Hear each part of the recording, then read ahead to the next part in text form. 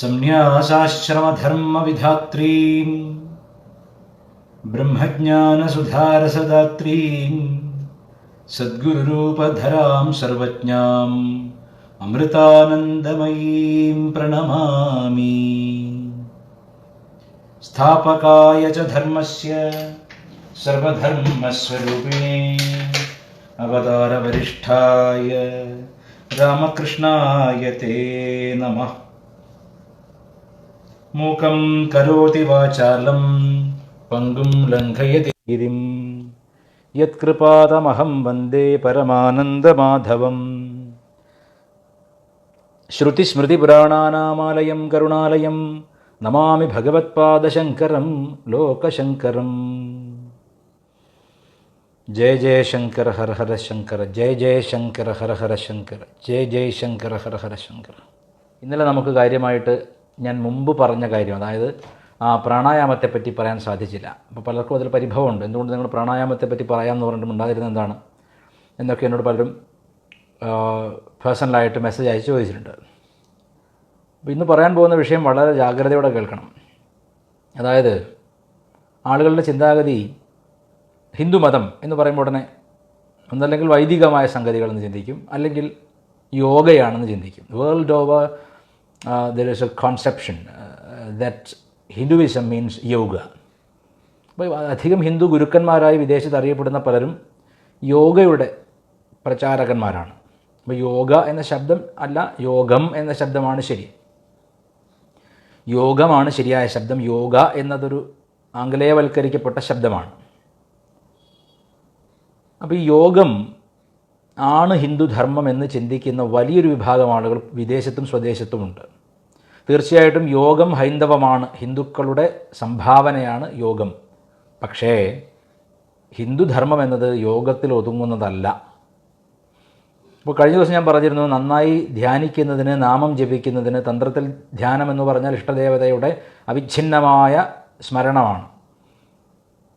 ഞാൻ കഴിഞ്ഞ ദിവസം പറഞ്ഞിരുന്നു എങ്ങനെ ധ്യാനിക്കാം എന്ന് ചോദിച്ചപ്പോൾ ഉറക്കമില്ലാതെ എങ്ങനെ ധ്യാനിക്കാം, ഉണർവോടെ എങ്ങനെ ധ്യാനിക്കാം എന്നൊക്കെ പറഞ്ഞ സമയത്ത് ലഘു പ്രാണായാമത്തെ, നാഡീശുദ്ധി പ്രാണായാമത്തെ പറ്റി പറഞ്ഞിരുന്നു. അപ്പോൾ പല ആളുകൾ ഇന്നലെ ഇൻബോക്സിൽ വന്നിട്ട് ചോദിക്കുകയാണ്, എന്താണ് പ്രാണായാമത്തെ പറ്റി പറഞ്ഞിട്ടൊന്നും ഉണ്ടാതിരുന്നത് എന്ന് ചോദിച്ചു. ഈ നാഡീശുദ്ധി പ്രാണായാമമൊക്കെ നിങ്ങൾക്ക് യൂട്യൂബിൽ തന്നെ ബാബാ രാംദേവിനെ പോലുള്ള ആളുകൾ 1000 വീഡിയോസ്, മാത്രമല്ല ഇപ്പോൾ തട്ടുന്ന കല്ലും പുല്ലും എല്ലാം യോഗികളായതുകൊണ്ട് ഈ യോഗത്തെപ്പറ്റി ഒന്നും അറിയാൻ വലിയ പ്രയാസമൊന്നുമില്ല. ഇതെല്ലായിടത്തും സുലഭമായ വിദ്യയാണ്. പക്ഷേ നമ്മൾ പറയുന്നതിന് അല്പം ചെറിയ വ്യത്യാസമുണ്ട്. തന്ത്രത്തിൽ അതിൻ്റെ പ്രയോഗത്തിൽ ചെറിയ വ്യത്യാസം വരുത്തിയിട്ടുണ്ട്. അങ്ങനെയാണ് പണ്ടേ അങ്ങനെയാണ്. ഞാൻ ഇനി പറയാൻ പോകുന്ന ഒരു കാര്യം തീർച്ചയായിട്ടും വളരെ പേരുടെ നെറ്റി ചുളിക്കും, കുറേ പേർക്ക് എന്നോട് എതിർപ്പ് തോന്നും, വളരെ വേദന ഉണ്ടാക്കും എന്നുള്ളത് എനിക്കറിയാം. ഇനി ഞാൻ പറയാൻ പോകുന്ന വാക്യം, പ്രാണായാമത്തെക്കുറിച്ച്, യോഗത്തെക്കുറിച്ച് ഞാൻ ഇനി പറയാൻ പോകുന്ന വാക്യം നിങ്ങളിൽ പലർക്കും എന്നോട് വിദ്വേഷമോ വെറുപ്പോ ദേഷ്യമോ ഒക്കെ വരുത്താൻ സാധ്യതയുണ്ട്. പക്ഷെ ഞാൻ പറയുന്നത് അനുഭവത്തിൻ്റെ, സ്വാനുഭവത്തിൻ്റെ വെളിച്ചത്തിലാണ്. മാത്രവുമല്ല പരീക്ഷണ നിരീക്ഷണങ്ങളുടെ അടിസ്ഥാനത്തിലാണ്, പഠനത്തിൻ്റെ അടിസ്ഥാനത്തിലാണ്. അതുകൊണ്ട് ഞാൻ പറയുന്നതിൽ എന്തെങ്കിലും നിങ്ങൾക്ക് വേദന തോന്നുന്നുണ്ടെങ്കിൽ ആ വേദന കൂടുതൽ അറിവ് നേടുമ്പോൾ നിങ്ങൾക്ക് മാറിക്കിട്ടുമെന്ന് എനിക്ക് ഉറപ്പുമുണ്ട്. അതുകൊണ്ട് നമ്മൾ തമ്മിലുള്ള ചെറിയൊരു പിണക്കം ഉണ്ടായാലും അതൊരു അല്പകാലത്തേക്ക് മാത്രമായിരിക്കും എന്നെനിക്കറിയാം. ഞാൻ പറയാൻ പോകുന്ന വാക്യം ഇത്, ഹഠയോഗം എന്ന് പറഞ്ഞ് ആസനങ്ങൾ ചെയ്യുന്നതുണ്ടല്ലോ, സ്ത്രീകൾക്ക് ചേർന്നതല്ല എന്നതാണ് എൻ്റെ വ്യക്തിപരമായ അഭിപ്രായം. യോഗം പൗരുഷമാണ്.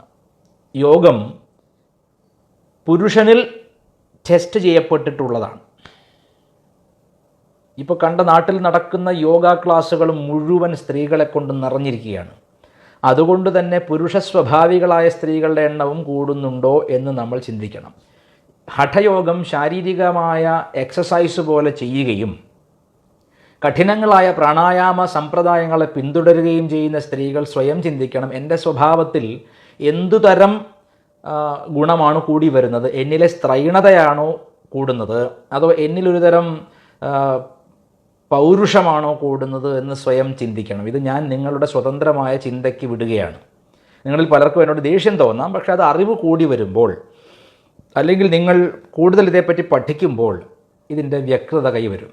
അതുകൊണ്ട് ഞാൻ ഇനി പറയാൻ പോകുന്ന പ്രാണായാമം ഏതെങ്കിലും സ്ത്രീകൾ പരിശീലിച്ചിട്ട് എന്തെങ്കിലും തരത്തിൽ അവരുടെ സ്വഭാവത്തിലോ ശരീരത്തിലോ മാറ്റം വന്നാൽ അതിന് ഞാൻ ഉത്തരവാദിയായിരിക്കുകയില്ല.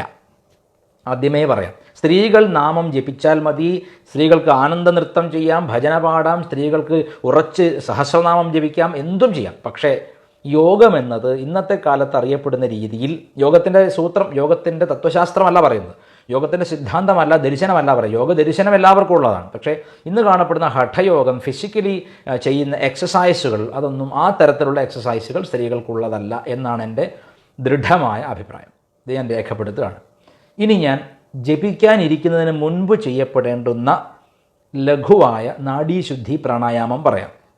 ഒരു കാര്യം വ്യക്തമായി പറഞ്ഞുകൊള്ളട്ടെ, നമ്മിൽ പലർക്കും ഈ പ്രാണായാമം ചെയ്യുമ്പോൾ അമിതമായി ചെയ്യാനൊരു ആവേശമുണ്ടാകും. കാരണം പ്രാണായാമം ചെയ്യുമ്പോൾ ഒരല്പം സുഖമുള്ളിൽ നിന്നിങ്ങനെ വരും. അതായത് ശരീരത്തിൻ്റെ സുസ്ഥിതി കൊണ്ട് തുടക്കത്തിലൊരു സുഖം വരും. ആ സുഖം വലിയൊരു കെണിയാണ്.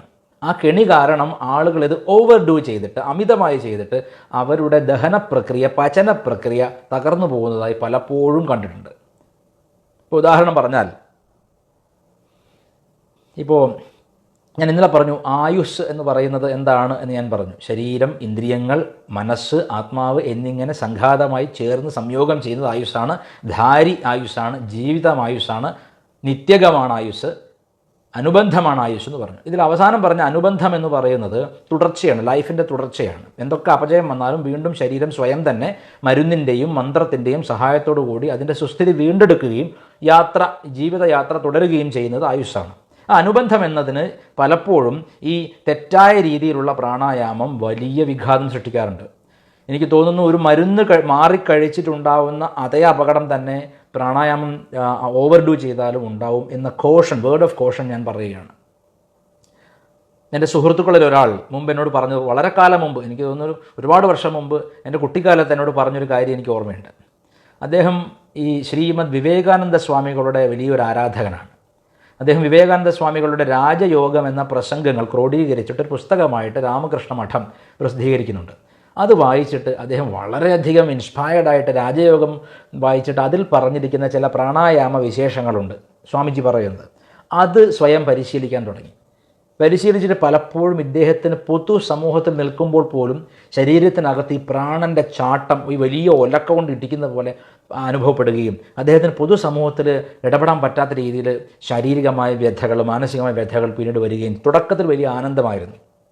പിന്നീട് ഇത് ഓവർഡൂ ചെയ്യാൻ തുടങ്ങിയ സമയത്ത് ശരിയായ ഒരു ഗുരുവിൻ്റെ ശിക്ഷണമില്ലാത്തത് കൊണ്ട് അദ്ദേഹത്തിന് വളരെ ക്ലേശം അനുഭവിക്കേണ്ടി വന്നതായിട്ട് അദ്ദേഹം എന്നോട് നേരിട്ട് പറഞ്ഞിട്ടുണ്ട്. അതുമാത്രമല്ല, അങ്ങനെ ചെയ്ത് ഇദ്ദേഹം വിവേകാനന്ദ സ്വാമികളുടെ രാജയോഗം പരിശീലിച്ച് സ്വന്തം കണ്ണിൻ്റെ കാഴ്ച ഓൾമോസ്റ്റ് കംപ്ലീറ്റ്ലി ഇല്ലാതായി. ഇത് വെറുതെ പറയുന്നതല്ല, ആ വ്യക്തി ഇപ്പോഴും ജീവിച്ചിരിക്കുന്നുണ്ട്. ഒരു മഹാത്മാവിൻ്റെ അനുഗ്രഹം കൊണ്ട് കാഴ്ച അദ്ദേഹത്തിന് തിരിച്ചു കിട്ടി, അത്രയേ പറയുള്ളൂ. ഒരു മഹാത്മാവിനെ അദ്ദേഹം കണ്ടുമുട്ടിയത് കൊണ്ട് ആ മഹാത്മാവിൻ്റെ അനുഗ്രഹം കൊണ്ട് അദ്ദേഹത്തിന് കാഴ്ച തിരിച്ചു കിട്ടി എന്ന് മാത്രമേ ഉള്ളൂ. ഇപ്പോൾ വിവേകാനന്ദ സ്വാമികൾ രാജയോഗത്തിൻ്റെ ആമുഖത്തിൽ എഴുതി, പലരും പുസ്തകം വായിക്കുമ്പോൾ ആമുഖം വായിക്കാറില്ല, ആമുഖമാണ് വായിക്കേണ്ടത് ആദ്യം. ആമുഖത്തിൽ എഴുതിയിട്ടുണ്ട്, ഒരു ശരിയായ ഗുരുവിൻ്റെ നിരീക്ഷണത്തിലല്ലാതെ ഒരിക്കലും ഇതൊന്നും ചെയ്യാൻ മുതിരരുത് എന്ന്. നമ്മുടെ ആൾക്കാർക്ക് അതല്ലല്ലോ വേണ്ടത്, ഇൻസ്റ്റൻ്റ് ആണല്ലോ. ഞാൻ ഒരു പരസ്യം മുമ്പ് കണ്ടവർക്കുണ്ട്, ഇൻസ്റ്റൻറ്റ് കുണ്ടലിനി വേക്കിംഗ് കോഴ്സാണ്. 3 മാസം കൊണ്ട് കുണ്ടലിനി ഉണർത്തിയിട്ട് സഹസ്രാരത്തിൽ എത്തിച്ചു കൊടുക്കും. ഈ ടൂർ സർവീസൊക്കെ ഉണ്ടല്ലോ, ഗോവയ്ക്കുള്ള ടൂർ അല്ലെങ്കിൽ കാശ്മീരിലേക്കുള്ള യാത്ര, നമ്മൾ ടൂർ ഓപ്പറേറ്റേഴ്സിനെ പോലെ ചില വ്യാജന്മാരുള്ളത് കൊണ്ട് ഇത്രയുമൊക്കെ ആമുഖമായി പറയാതെ എനിക്ക് പ്രാണായാമം പറഞ്ഞു തന്നുകൂടാ. നിങ്ങൾ ആരെങ്കിലും ഇത് ഓവർഡൂ ചെയ്യുകയോ മാത്ര കൂടി ചെയ്യുകയോ ചെയ്താൽ അതിൻ്റെ ദുഷ്ഫലങ്ങൾ നിങ്ങളുടെ ശരീരത്തിൽ തന്നെ കാണും. ചൈതന്യാനുവൃത്തിരായു എന്ന് ആയുർവേദത്തിൽ ഒരിടത്ത് പറയുന്നുണ്ട്. ഈ ചൈതന്യത്തിൻ്റെ, ലൈഫിൻ്റെ, ചൈതന്യം എന്ന് പറഞ്ഞാൽ സുസ്ഥിതിയാണ്, അതിൻ്റെ ആ തേജസ്സാണ്, പ്രാണൻ്റെ തേജസ്സാണ്. ആ ചേതനൻ പ്രാണനാണ്, പ്രാണൻ്റെ തുടർച്ചയാണ്, പ്രാണൻ്റെ ആ ശക്തമായ ഒരേ നിലയിലുള്ള തുടർച്ചയാണ് നമുക്ക് വേണ്ടത്. ആ ചൈതന്യാനുവൃത്തിരായു എന്ന് പറഞ്ഞതിൽ ആ ചൈതന്യത്തിന് വർധനവ് വരുന്നതാണ് ചെയ്യേണ്ടത്. ആ ചൈതന്യത്തെ കുറയ്ക്കുന്നത് ചെയ്യരുത്. തുടക്കത്തിൽ ആളിക്കത്തിക്കുകയും പിന്നീട് ശരീരത്തെ നശിപ്പിക്കുകയും ചെയ്യുന്ന ചിലതരം പ്രാണായാമങ്ങളുണ്ട്, അവ നിങ്ങൾ ചെയ്യരുത്. ഇപ്പോൾ ഞാനീ പറഞ്ഞു കഴിഞ്ഞാൽ പിന്നെ എത്രയോ പോപ്പുലറായ കോടിക്കണക്കിന് ആളുകൾ ഫോളോവേഴ്സുള്ള ഗുരുക്കന്മാരൊക്കെ പറയുന്നുണ്ടല്ലോ, പിന്നെ നിങ്ങളിതെന്തിനാണ് പറയുന്നത് വെച്ചാൽ എനിക്ക് ഒറ്റ ഉത്തരം ഇതിന് പറയാനുള്ളൂ. അവർ ചെയ്തത് തെറ്റാണ്. രാജാവ് നഗ്നനാണെന്ന് പറയുന്ന പോലെ ഞാൻ പറയട്ടെ, അത്തരത്തിൽ without any caution, if somebody is teaching yoga to everyone, it is a mistake. It is a mistake and it is a mistake. And I dare say this, it is a mistake and it has to be stopped immediately because it is taking toll on the health of masses. തുടക്കത്തിൽ എന്താ പറയുക, നിങ്ങൾക്ക് ആരോഗ്യം കൂടും, നിങ്ങൾക്ക് സൗന്ദര്യം കൂടും, നിങ്ങൾ ബിസിനസ്സിൽ വിജയിക്കും, നിങ്ങൾ കർമ്മരംഗത്ത് പുഷ്ടിപ്പെടും, ഇങ്ങനെയൊക്കെ പറഞ്ഞിട്ട് പരസ്യം കൊടുത്തിട്ടാണ് ആളുകളെ വിളിക്കുന്നത്. അതിവേഗത്തിൽ ശ്വാസോച്ഛ്വാസം ചെയ്യിച്ച് പെട്ടെന്നുണ്ടാവുന്ന അമ്മയുടെ ഭാഷ, മാതാ അമൃതാനന്ദമയി ദേവിയുടെ ഭാഷയിൽ പറഞ്ഞാൽ ചൊറിച്ചിൽ പോലെയുള്ള സുഖം കൊടുക്കുകയും പിന്നീട് അവരുടെ ഹെൽത്തിൽ മാനസികാവസ്ഥയിലൊക്കെ വലിയ പ്രശ്നങ്ങൾ ഇത് സൃഷ്ടിക്കുകയും ചെയ്യുന്നുണ്ട് എന്ന് പലരിൽ നിന്നും ഞാൻ മനസ്സിലാക്കിയിട്ടുണ്ട്. അതുകൊണ്ട് ഇനി ഞാൻ പറയാൻ പോകുന്ന പ്രാണായാമം എൻ്റെ സഹോദരിമാർ, എൻ്റെ അമ്മമാർ, എൻ്റെ സഹോദരിമാർ, സ്ത്രീകൾ ചെയ്യരുത്. അവർക്കിതിൻ്റെ ആവശ്യമില്ല. അവർ ശക്തിയുടെ അംശങ്ങളാണ്, ചണ്ഡികയുടെ അംശങ്ങളാണ്. അവർ സ്ഥാനേ തന്നെ നേരിട്ട് ജപത്തിലേക്ക് കടക്കാൻ പറ്റും. പുരുഷന്മാർക്കാണ് ഈ മനസ്സാകുന്ന കുതിരയെ ഒന്ന് നേരെ പിടിച്ച് നിർത്തിയിട്ട് ഓടിക്കേണ്ട ആവശ്യം. പ്രത്യേകിച്ച് സ്ത്രീകൾക്ക് ഈ പ്രാണായാമം ഞാൻ ഉപദേശിക്കുന്നില്ല. ദയവ് ചെയ്ത് നോക്കിയിട്ട് നിങ്ങൾക്ക് എന്തെങ്കിലും തരത്തിലുള്ള മെൻസ്ട്രുവൽ സൈക്കിളിൽ വ്യത്യാസം വരികയോ വയറുവേദന വരികയോ ശരീരത്തിന് അവിടെ എവിടെയും പിടുത്തം വരികയോ ഒക്കെ ചെയ്തു കഴിഞ്ഞാൽ ഞാൻ ഉത്തരവാദിയല്ല. ഇനി പുരുഷന്മാരോട് പറയട്ടെ, നിങ്ങളിൽ പലരും എന്നോട് ചോദിച്ചു ഈ പ്രാണായാമത്തെപ്പറ്റി. ഇത്രയും ദിവസം ഞാൻ നാമം ജപിക്കാൻ പറഞ്ഞിട്ട് ആരും നാമം ജപിക്കാൻ തുടങ്ങി കാണില്ല. പക്ഷേ പ്രാണായാമം എന്ന് പറയുമ്പോൾ അതിനൊരു അട്രാക്ഷൻ ഉണ്ട്. അതെങ്ങനെയാണെന്ന് വെച്ചാൽ, നമ്മുടെ നാട്ടിൽ സത്സ്വഭാവിയായ നല്ല ഒരു അധ്യാപകൻ നമ്മുടെ നാട്ടിൽ വരുമ്പോൾ 10 പേര് കൂടുമെങ്കിൽ ഒരു സിനിമാ നടി നാട്ടിലെത്തിക്കഴിഞ്ഞാൽ 10,000 പേര് കൂടും എന്നതുപോലെയാണ്. പ്രാണായാമത്തിന് പോപ്പുലാരിറ്റി ഉണ്ട്. പക്ഷേ പ്രാണായാമം ഒറ്റയ്ക്ക് ഒരു മോക്ഷ സമ്പ്രദായമല്ല. സദ്ഗുരുക്കന്മാരെല്ലാം അതിനെ നിഷേധിക്കുന്നു. തൽക്കാലത്തേക്ക് നമ്മുടെ കഫപ്രകൃതിയെ, പിത്തത്തെ, വാദത്തെയൊക്കെ സമീകരിക്കാൻ ഇത് സഹായിക്കും. ഒരു സ്വസ്ഥത ശരീരത്തിന് വരും. അപ്പോൾ ആ സ്വസ്ഥതയിൽ നിന്ന് ജപിച്ച്, നാമം ജപിച്ച് അല്ലെങ്കിൽ മറ്റ് ധ്യാനങ്ങൾ ചെയ്ത് ഉയരാൻ സാധിക്കും. എന്നതിലുപരി ഇത് തന്നെ ഒരു മാർഗമല്ല. പ്രാണായാമം സ്വതന്ത്രമായൊരു മാർഗമല്ല. പലരും അങ്ങനെ തെറ്റിദ്ധരിച്ച് അത് മാത്രം ചെയ്യുന്നവരുണ്ട്. നാമം ജപിക്കാതെ, സഹസ്രനാമം ചെയ്യാതെ, ക്ഷേത്രത്തിൽ പോവാതെ, കാവിൽ ദർശിക്കാതെയൊക്കെ പ്രാണായാമം ചെയ്യുന്നതുകൊണ്ട് ഞാൻ കേമനാണ് എന്ന് ചിന്തിക്കുന്ന വിഡ്ഢികളുമുണ്ട്. ഭാഷ അല്പം പരുക്കനായാലേ ശ്രദ്ധ കൂടൂ. അതുകൊണ്ട് ഇനി ഞാൻ പറയാൻ പോകുന്നത് ജനറലി എല്ലാവരും ചെയ്തോളൂ എന്നല്ല, ചിലർ ചെയ്യരുത് എന്നാണ്. അത് ഞാൻ പറഞ്ഞു കഴിഞ്ഞു. അതിനുവേണ്ടി സുപ്രീം കോടതി കേസൊന്നും കൊടുക്കണ്ട. ശബരിമലയിൽ സ്ത്രീകൾ കയറണമെന്ന് പറഞ്ഞ പോലെ ഇനി പ്രാണായാമം എല്ലാ പെണ്ണുങ്ങളും ചെയ്യണം എന്ന് കേസൊന്നും കൊടുത്തിട്ട് കാര്യമില്ല. നിങ്ങളുടെ ഹെൽത്ത്, നിങ്ങളുടെ ചൈതന്യാനുവൃത്തിക്ക് ഭംഗം വരുന്നതായി തീരും അങ്ങനെ ചെയ്താൽ എന്ന് മാത്രം പറയട്ടെ. ഈ യോഗവും സ്ത്രീകൾക്കുള്ളതല്ല. ഇപ്പം ഞാൻ പുരുഷന്മാരോടും പറയുന്നത്, നിങ്ങൾ കളരിക്ക് പോകണം. കളരിക്ക് പോയി നല്ലോണം വർമ്മകല ശീലിച്ച് ശരീരത്തിൻ്റെ ശക്തി സമ്പാദിക്കണം. യോഗമൊക്കെ ചെയ്യാമെന്ന് മാത്രമേ ഉള്ളൂ. നിങ്ങൾ ശരീരത്തിൻ്റെ ശക്തി കളരിയിലൂടെയൊക്കെയാണ് സമ്പാദിക്കേണ്ടതെന്നാണ് എനിക്ക് തോന്നുന്നത്. എൻ്റെ വ്യക്തിപരമായ അഭിപ്രായമാണ്. വിയോജിപ്പ് ആർക്കുമാവാം, വിയോജിക്കാം, വിമർശിക്കാം. ഇനി ഞാൻ പറയാം എങ്ങനെയാണ് ഒരു പുരുഷൻ പ്രായപൂർത്തി, അതായത് 15 വയസ്സിന് മേലെയുള്ള ഒരാൾ, 60 വയസ്സിന് താഴെയുള്ള ഒരാൾ എങ്ങനെയാണ് പ്രാണായാമം ചെയ്യേണ്ടത് എന്ന് ഞാൻ പറയാം. അവർ ഇരുന്ന് കഴിഞ്ഞാൽ നട്ടെല്ല് നിവർന്നിരിക്കേണ്ടത് എങ്ങനെയാണെന്ന് ഞാൻ ആദ്യമേ പറഞ്ഞിരുന്നു. അങ്ങനെ ചെവിക്ക് സമമായ ഷോൾഡർ വരികയും ബോഡി ലൈനിൽ മൊത്തം ബോഡി സമകായ ശിരോഗ്രീവം നിർത്തിയിട്ട് ഈ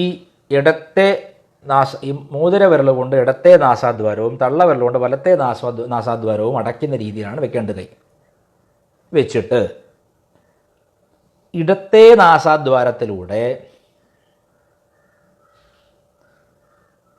രാം രാം രാം രാം 4 മാത്ര, 1 2 3 4 4 മാത്ര, ഒരു മാത്ര രാം എന്നൊരു ശബ്ദം.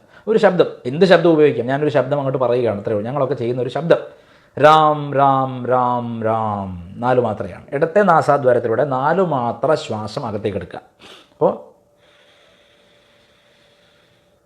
എന്നിട്ട് അടച്ചു പിടിച്ചിട്ട് അതിൻ്റെ 4 ഇരട്ടി, 4 മാത്രയുടെ 4 ഇരട്ടി 16 മാത്ര അവിടെ പിടിച്ചു വെക്കുക.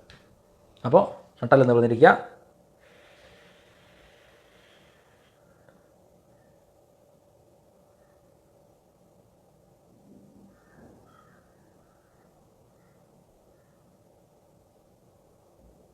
എന്നിട്ട് അടുത്ത മൂക്കിലൂടെ റിലീസ് ചെയ്യുക. 8 മാത്രം റിലീസ് ചെയ്യുക. 8 തവണ രാം രാം രാം രാം രാം രാം എന്ന് മനസ്സാ ജപിച്ചിട്ട് 8 മാത്രം കണക്കൂട്ടി വിടുക.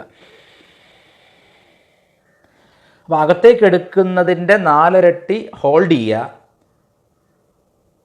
അകത്തേക്ക് എടുത്തതിൻ്റെ 2 ഇരട്ടി പുറത്തേക്ക് വിടുക. അകത്തേക്ക് എടുക്കുന്ന ശ്വാസത്തിൻ്റെ പേര് പൂരകം എന്നാണ്, നിറയ്ക്കുന്നത് പൂരകം. പിടിച്ചു വെക്കുന്നതിൻ്റെ പേര് കുംഭകം എന്നാണ്, കുംഭകം. പുറത്തേക്ക് വിടുന്നതിൻ്റെ പേര് രേചകം എന്നാണ്. അപ്പോൾ അകത്തേക്ക് എടുക്കുന്ന പൂരകത്തിന് 4 രാമശബ്ദം, രാം രാം രാം രാം. പിടിച്ചു വെക്കുന്നതിന് രാം രാം രാം രാം രാം രാം രാം രാം രാം രാം രാം രാം രാം രാം രാം രാം. 16 മാത്രം പിടിച്ചു വയ്ക്കാം. വിടുന്നത് രാം രാം രാം രാം രാം രാം രാം രാം. 8 മാത്രം പുറത്തേക്ക് വിടുക. അപ്പം 4, 16, 8. ഇടത്തെ മൂക്കിലൂടെ 4 എടുക്കുന്നു, 16 മാത്രം പിടിച്ചു വയ്ക്കുന്നു. വലത്തെ മൂക്കിലൂടെ 8 മാത്രം പുറത്തേക്ക് വിടുന്നു. വീണ്ടും വലത്തെ മൂക്കിലൂടെ 4 മാത്രം എടുക്കുന്നു, 16 മാത്രം പിടിച്ചു വയ്ക്കുന്നു. 8 മാത്രം ഇടത്തെ മൂക്കിലൂടെ വിടുന്നു. വീണ്ടും ഇടത്തെ മൂക്കിലൂടെ 4 മാത്രം എടുക്കുന്നു, 16 മാത്രം പിടിച്ചു വയ്ക്കുന്നു. 8 മാത്രം വലത്തെ മൂക്കിലൂടെ വിടുന്നു. വീണ്ടും വലത്തെ മൂക്കിലൂടെ 4 മാത്രം എടുക്കുന്നു, 4 മാത്രം എടുക്കുന്നു. 16 മാത്രം പിടിച്ചു വയ്ക്കുന്നു, 8 മാത്രം വിടുന്നു. ഇതാണ് വേണ്ടത്. അത്ര മാത്രമേ വേണ്ട, അതിൽ കൂടുതൽ ചെയ്യരുത്. അതായത് ഒരു ഇൻഹലേഷൻ, ഒരു പിടിച്ചു വയ്ക്കൽ, ഒരു എക്സലേഷൻ. വീണ്ടും ഒരു ഇൻഹലേഷൻ റൈറ്റ് നോസ്ട്രിലൂടെ പിടിച്ചു വയ്ക്കുക, ലെഫ്റ്റ് നോസ്ട്രിലൂടെ വിടുക. വീണ്ടും ലെഫ്റ്റ് നോസ്ട്രിലൂടെ എടുക്കുക, പിടിച്ചു വയ്ക്കുക, റൈറ്റ് നോസ്ട്രിലൂടെ വിടുക. വീണ്ടും റൈറ്റ് നോസ്ട്രിലൂടെ എടുക്കുക, പിടിച്ചു വയ്ക്കുക, ലെഫ്റ്റ് നോസ്ട്രിൽ. ഇത്ര മാത്രമേ വേണ്ടൂ, കൂടുതൽ ചെയ്യരുത്. ഇത് ചെയ്ത ശേഷം അപ്പോൾ തന്നെ നിങ്ങളുടെ ശരീരത്തിൽ ഈ കോശങ്ങൾ, ചെറിയ ചെറിയ കോശങ്ങളെല്ലാം ഓപ്പണായിട്ട് അവ ശ്വസിക്കാൻ തുടങ്ങുന്നത് പോലെ ഫീൽ ചെയ്യും. ഒരു ശുദ്ധി, അതായത് എനിക്കിനി ജപിക്കാം, എൻ്റെ മനസ്സിൻ്റെ ആ അലച്ചിലൊന്ന് അടങ്ങിയിട്ടുണ്ടെന്ന് തോന്നുന്നു. അപ്പോൾ ആ സമയത്ത് എന്ത് ചെയ്യണം? ഉടനെ ജപിക്കാനല്ല പോകേണ്ടത്. ഇനി എന്താ ചെയ്യേണ്ടത്? ഇനി അടുത്ത പടി കുറച്ചുകൂടെ സൂക്ഷ്മമാണ്. ഇത് കുറച്ച് സ്ഥൂലമാണ്, കുറച്ച് എന്തൊക്കെ ചെയ്യാനുണ്ട്. അതുകൊണ്ട് സൂക്ഷ്മമല്ല, സ്ഥൂലമാണ്. സൂക്ഷ്മമായിട്ട് ഇനി അടുത്ത ചെയ്യേണ്ടതാണ് വളരെ പ്രധാനമായിട്ടുള്ള കാര്യം. അതെന്താണെന്ന് വെച്ചാൽ ശ്വാസനിരീക്ഷണമാണ്. അതായത് നട്ടൽ നിവർന്ന് തന്നെ ഇരിക്കുക, കൈ മടിത്തട്ടിൽ വയ്ക്കുക, കൈ ഇങ്ങനെ ഇടത്തേക്ക് ഇടമുള്ള വലത്തേക്ക് ഇങ്ങനെ വെച്ചിട്ട് മടിയിൽ വെച്ചിട്ട് നട്ടൽ നിവർന്നിരുന്നിട്ട് ശ്വാസം അകത്തേക്ക് പോകുന്നതും പുറത്തേക്ക് പോകുന്നതും ഒരു 10 മിനിറ്റ് ശ്രദ്ധയോടെ നോക്കിയിരിക്കുക. ഉറങ്ങിപ്പോകരുത്, ഉറങ്ങിപ്പോവില്ല. ശ്രദ്ധയോടെ നോക്കിയിരിക്കുക. ശ്രദ്ധയോടെ നോക്കിയിരുന്നിട്ട് അപ്പോൾ മനസ്സ് നല്ലൊരു അടക്കം കിട്ടും. ആ അടക്കത്തിൽ സമുദ്രത്തിൽ അല്ലെങ്കിൽ ആകാശത്തിൽ തൻ്റെ ഇഷ്ടദേവത ഒരു താമരപ്പൂവിൽ ഇരിക്കുന്നതായോ നിൽക്കുന്നതായോ സങ്കല്പിച്ച് അവിടുത്തെ നാമം ശ്രദ്ധയോടെ ജപിക്കുക. ആ രൂപം വിടരുത് മനസ്സിൽ നിന്ന്. അങ്ങനെ അരമണിക്കൂറോളം ജപിക്കുക. 10 മിനിറ്റ് ശ്വാസനിരീക്ഷണം, അരമണിക്കൂർ ജപം, 2 മിനിറ്റ് ആദ്യം പറഞ്ഞ നാഡീശുദ്ധി പ്രാണായാമം. എത്ര മിനിറ്റായി? 42 മിനിറ്റ്. 42 മിനിറ്റ് അങ്ങനെ ചെയ്താൽ മതി. അതിൻ്റെ അപ്പുറത്തേക്ക് ചെയ്യരുതേ എന്ന് ഞാൻ പ്രത്യേകം താഴ്മയായി അപേക്ഷിക്കുകയാണ്. വിശേഷിച്ച് സ്ത്രീകൾക്ക് ശ്വാസ നിരീക്ഷണമാവാം. അത് ഞാൻ രണ്ടാമത് പറഞ്ഞല്ലോ. അതായത് ശ്വാസം നോക്കിയിരിക്കുക, അകത്തേക്ക് പോകുന്നു പുറത്തേക്ക് പോകുന്നു, ഒബ്സേർവ് ചെയ്യുക. അതിനുവേണ്ടി ശ്വാസം പ്രത്യേകിച്ച് വലിച്ചു കൂട്ടരുത്. സ്വാഭാവികമായ നാച്ചുറൽ ബ്രെത്തിനെ ഒബ്സേർവ് ചെയ്യുക മാത്രം ചെയ്യുക. 10 മിനിറ്റ്. എന്നിട്ട് നാമം ജപിക്കുക. പുരുഷന്മാർ, അതായത് ഒരു 15 വയസ്സിനും 60 വയസ്സിനും ഇടയിലുള്ള ആളുകൾ നാഡീശുദ്ധി ചെയ്ത ശേഷം, നാഡീശുദ്ധി അങ്ങനെ ഞാൻ പറഞ്ഞു കഴിഞ്ഞു, ചെയ്ത ശേഷം ശ്വാസനിരീക്ഷണം ചെയ്ത് ജപിക്കുക. അങ്ങനെ അരമണിക്കൂർ ജപിക്കുക, നിത്യേന ജപിക്കുക, മുടങ്ങാതെ ജപിക്കുക. ഒരു കാരണവശാലും സ്ത്രീകൾ ദയവ് ചെയ്ത് നാട്ടിൽ കാണുന്ന എന്തൊക്കെയാണ് ഇപ്പോൾ ഈ നടക്കാത്ത ഒന്നുമില്ല, പവർ യോഗ, സെക്സ് യോഗ, ഇനി ഈ ലോകത്ത് യോഗ ശബ്ദത്തെ ഇത്ര നശിപ്പിച്ചൊരു കാലഘട്ടം മുമ്പ് ഉണ്ടായിട്ടില്ല. അതുകൊണ്ട് മറ്റെല്ലാത്തിലും വ്യാജ ചരക്കുകൾ വന്നതുപോലെ യോഗത്തിലും വന്നു എന്ന് മാത്രം. നമ്മുടെ ദുര്യോഗമാണത്. അപ്പം അതുകൊണ്ട് ഇങ്ങനെ അവിടെ ഇവിടെയൊക്കെ ജിമ്മുകളിലും ക്ലബ്ബുകളും ഒക്കെ നടക്കുന്ന യോഗ ക്യാമ്പുകളിലും കോഴ്സുകളും ഒക്കെ പോയിട്ട് ഈ മാട് പോകുന്ന കണക്ക് പോയി ചേരരുതേ എന്ന് ഞാൻ പറയുകയാണ്. നിങ്ങളുടെ ചൈതന്യാനുവൃത്തിക്ക് ലോപം വരിക തന്നെ ചെയ്യും. വളരെ ശ്രദ്ധിക്കുക. അതുകൊണ്ട് ഈ പറഞ്ഞത് ആർക്കെങ്കിലും വിഷമമുണ്ടായിട്ടുണ്ടെങ്കിൽ അവരെന്നോട് പൊറുക്കുക. ഇനി നമുക്ക് നമ്മുടെ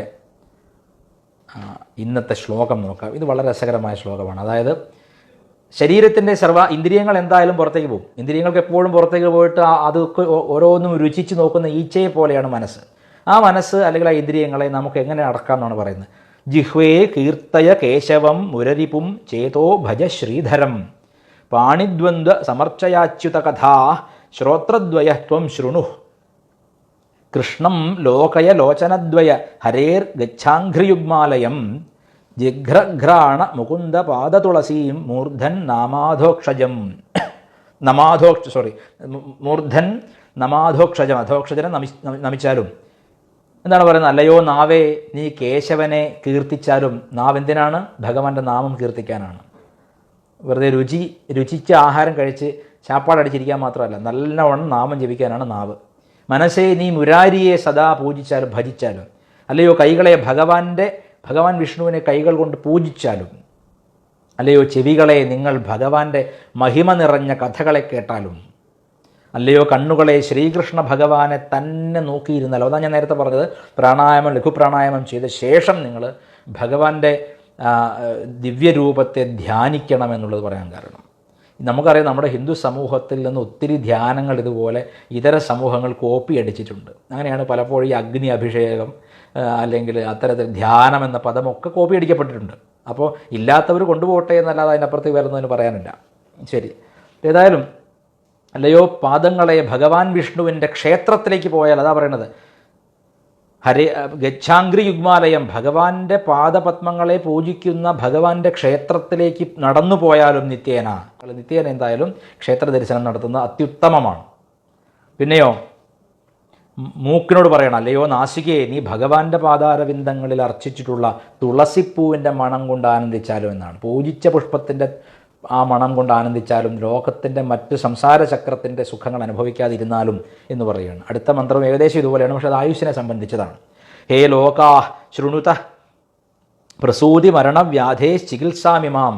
ഈ ജന്മം, വളർച്ച, തളർച്ച, മരണം, ഈ ഭൂമിയിൽ ജനിച്ചു കഴിഞ്ഞാൽ തീർച്ചയായിട്ടും വ്യാധികൾ വരികയും ശരീരം ക്ലേശിക്കുകയും ചെയ്യും. അതിനുള്ള മരുന്നാണ് ഇനി പറയുന്നത്, ചികിത്സയാണ്. അതിനുള്ള ചികിത്സ എന്താണ്?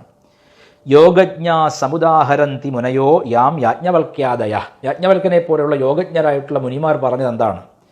അന്തർജ്യോതിരമേയമേകമൃതം കൃഷ്ണാഖ്യമാപീയതാം തത് പീതം പരമൌഷധം വിതനുതേ നിർവാണമാത്യന്തികം. അകത്ത് ജ്വലിച്ചുകൊണ്ടിരിക്കുന്ന ശ്രീകൃഷ്ണൻ എന്ന ജ്യോതിസിനെ സദാ ധ്യാനിച്ച് ആ ജ്യോതി ആവോളം കുടിച്ച് ജന്മം, മൃത്യു തുടങ്ങിയ സംസാരത്തിൻ്റെ വിഷലിപ്തമായ വേദനകളിൽ നിന്നും വ്യാധികളിൽ നിന്നും ചികിത്സ തേടി രക്ഷപ്പെട്ടോളൂ. നിശ്ചയമായും ശ്രീകൃഷ്ണ ധ്യാനം കൊണ്ട് മോക്ഷമുണ്ടാവും എന്നുള്ളത് സുസ്പഷ്ടമായ കാര്യമാണ്. കാരണം ശ്രീകൃഷ്ണൻ, രസകരമായി പറഞ്ഞാൽ, ഭക്തരെ രക്ഷിക്കുന്ന ഈശ്വരനാണ്. ഭക്തരെ കൈവെടിയുന്ന ഈശ്വരനല്ല. എന്നെ ആരും രക്ഷിക്കാനില്ലേ എന്ന് പറഞ്ഞ് നിരാശപ്പെട്ട ദൈവമല്ല. ശ്രീകൃഷ്ണൻ ഭക്തരെ രക്ഷിക്കുന്ന, ഭക്തപരിപാലനം ചെയ്യുന്ന ഭഗവാനാണ്. ഗോപാല ശബ്ദത്തിനർത്ഥം, ഗോ ശബ്ദത്തിന് പശുജീവന്മാർ, ബദ്ധരായിട്ടുള്ള സാധാരണ ജീവന്മാരെന്നാണ് അർത്ഥം. ആ പശുജീവന്മാരെ എല്ലാം പാലിച്ചു രക്ഷിക്കുന്ന ഭഗവാന്റെ അംഘ്രിപത്മങ്ങളെ പൂജിച്ചാൽ, പ്രാർത്ഥിച്ചാൽ, നിത്യേന ജപിച്ചാൽ തീർച്ചയായിട്ടും നിങ്ങൾക്ക് വ്യാധികളിൽ നിന്ന്, ജന്മമെന്ന ദുഃഖത്തിൽ നിന്ന് പോലും മോക്ഷമുണ്ടാവും. ഹിന്ദുക്കൾക്ക് ഒരു കാര്യമുണ്ട്, എൻ്റെ ക്യാൻസർ ദൈവം മാറ്റി തന്നു അതുകൊണ്ട് ദൈവം മഹത്വമുള്ളവനാണ് എന്ന് പറയുന്ന ആളുകളല്ല. കുന്തിദേവിയെപ്പോലെയുള്ള ഭക്തകൾ ജീവിച്ച നാടാണിത്. എനിക്ക് ദുഃഖം തരൂ ഭഗവാനെ, എനിക്ക് രോഗം തരൂ ഭഗവാനെ, എനിക്ക് ക്ലേശം തരൂ ഭഗവാനെ എന്ന് പ്രാർത്ഥിച്ച ലോകത്തെ ഏക സംസ്കാരം ഈ ഹിന്ദു സംസ്കാരമായിരിക്കും. കുന്തിദേവിയെപ്പോലെ ഒരു ഭക്തയെ ലോകത്ത് മറ്റൊരു സംസ്കാരത്തിലും, ഒരു മതത്തിലും നിങ്ങൾക്ക് കാണാൻ സാധിക്കില്ല. കുന്തിദേവി എന്താ പ്രാർത്ഥിച്ചത്? എനിക്ക് ദുഃഖം തരൂ എന്നാണ്. എന്താ കാരണം? ദുഃഖം വരുമ്പോൾ ഈ വൃത്തികെട്ട മനസ്സ്, സദാ ആനന്ദത്തിന് വേണ്ടി തിരയുന്ന, ഭോഗത്തിന് വേണ്ടി ഓടുന്ന മനസ്സ്, ദുഃഖം വന്നു കഴിഞ്ഞാൽ, ദുഃഖ ദർശനം ചെയ്താൽ ഉടനെ ഭഗവാൻ ഹരിയെ താനേ സ്മരിച്ചോളൂ, നിർബന്ധ ബുദ്ധിയില്ലാതെ. അങ്ങനെ ഹരിയെ സ്വാഭാവികമായി ഞാൻ എപ്പോഴും സ്മരിക്കണമെങ്കിൽ എനിക്ക് ദുഃഖം വേണം. ആ ദുഃഖം തന്നോളൂ എന്ന് പറഞ്ഞ കുന്തിദേവിയുടെ നാടാണിത്. അയ്യോ, എൻ്റെ രോഗം പെട്ടെന്ന് മാറ്റി, എനിക്ക് മാത്രം കൊറോണ മാറ്റി, ദൈവം മഹത്വമുള്ളവനാണ് എന്ന് പറയുന്ന കച്ചവട മനസ്ഥിതി അല്ല നമ്മുടെ ഭക്തി. ദുഃഖം വന്നാലും അത് ഭഗവാന്റെ പ്രസാദമാണ്, ഭഗവാനെ കൂടുതൽ ചിന്തിക്കാനുള്ള ഇൻഡിക്കേഷനാണ് എന്ന് മനസ്സിലാക്കുന്ന ഭക്തരുള്ള നാടാണ് ഭാരതം. അതുകൊണ്ട് ജന്മ, മൃത്യു, ജര തുടങ്ങിയിട്ടുള്ള എല്ലാത്തിനുമുള്ള ചികിത്സ അകത്ത് കത്തിജ്വലിക്കുന്ന, സദാനിരന്തരം കത്തിജ്വലിക്കുന്ന ശ്രീകൃഷ്ണ ജ്യോതിയെ പാനം ചെയ്യുകയാണ്. അതാണ് ചികിത്സ. നിരന്തര നാമസ്മരണം ഉണ്ടാവട്ടെ, ജീവിതം ധന്യമാവട്ടെ. ഹര ഹര നമഃ പാർവതീപതയേ, ഹര ഹര മഹാദേവ്.